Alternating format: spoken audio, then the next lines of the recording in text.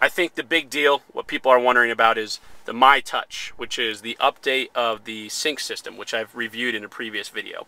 Now, the MyTouch is extremely capable, and there's been quite a bit of press on it. I think some people are having issues with it because of that. I think early adopters, people who are relatively tech savvy, they're going to love it. It basically works as such. You have a screen, you have some redundant controls down here for radio and climate control. You also have voice activation. You have some secondary controls here to get through your menus, and then a nice feature is this secondary screen as well here in the dash, which allows you to see the basic information that you're getting on the big screen. So for instance, using just the steering wheel controls, you can go through the different functions for the audio. You can go from entertainment to phone, which everything's color coded as well. Doesn't help me, I'm colorblind, but for other people it might. Phone, you sync up your iPhone. It allows you to make calls via voice or directly on the screen. You can Bluetooth stream wirelessly music from like your iPhone or Android, whatever it might be, and get some basic controls in there with my iPod as well, just streaming wirelessly through the Bluetooth, pause, play, and so forth.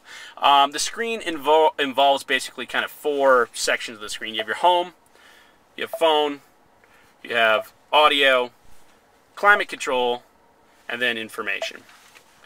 I find it to be relatively straightforward.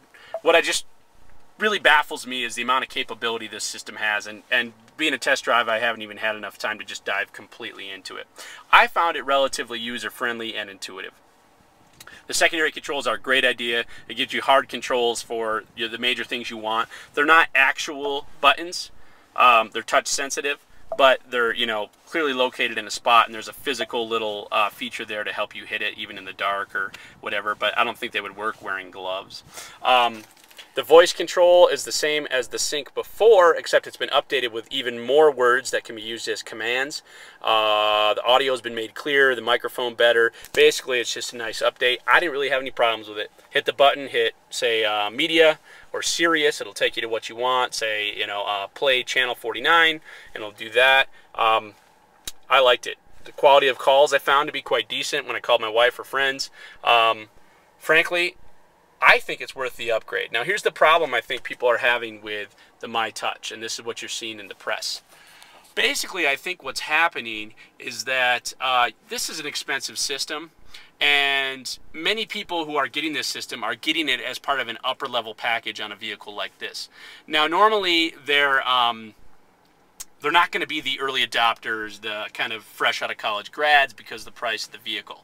They're people who want to have the leather and all the bells and whistles, and they end up with the MyTouch.